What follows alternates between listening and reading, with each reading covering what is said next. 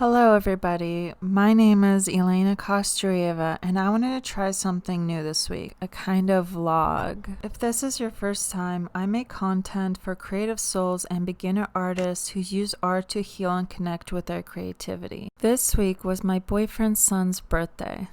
Ugh, that's a mouthful.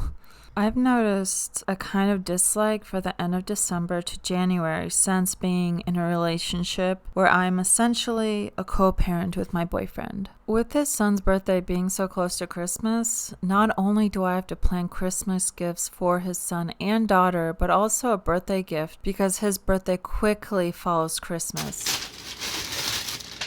That was a little. I could just give a simple gift, but I am definitely a giver and gifter. I try to be thoughtful when thinking of gifts for people in my life.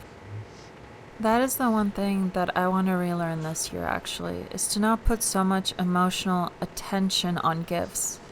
I think that actually comes from what I was taught about money and materialism, so I equate things with love. I want to change that. I also want to start incorporating my goals for the year this month. For me, this meant living a creative life as an artist. When I was living with my boyfriend, this was harder because I noticed how I spent more time caretaking his kids than actually investing in time for myself to create. But now that I have my own place, I have to discipline myself to create and learn my craft. That is one of the most difficult prospects of teaching yourself, is you actually have to work out your artistic abilities. It can help to be inspired by other artists on Instagram and Pinterest, but it doesn't make you a better artist by staring at an art style that you would like to do yourself. You have to get up and do it. You have to set a time to make art. To do this, I have to get myself out of the state of perfectionism because it creates a rigid format and space for creativity. Creativity is fluid and messy,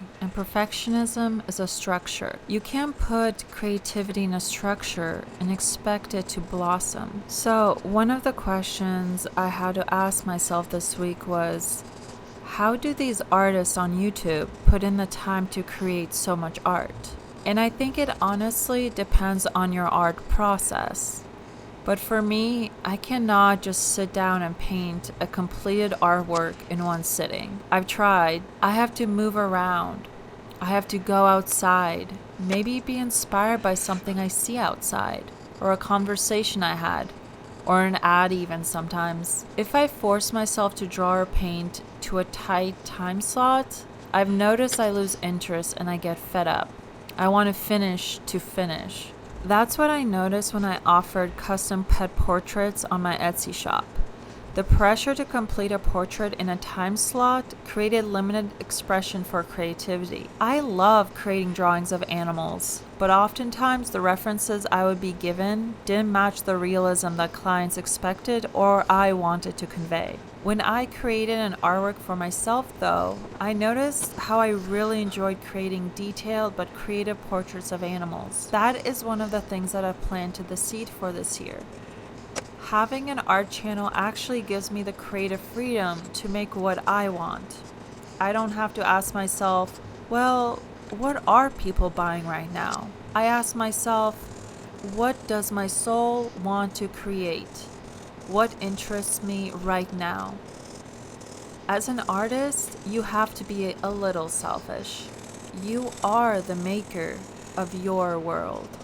I also want to clarify that structure and perfectionism aren't the same thing, so don't confuse them. Art students have structure in an institution because the platform is to learn to create in a traditional sense. Perfectionism in itself is focusing on the details to the point that you inadvertently can limit your creative potential.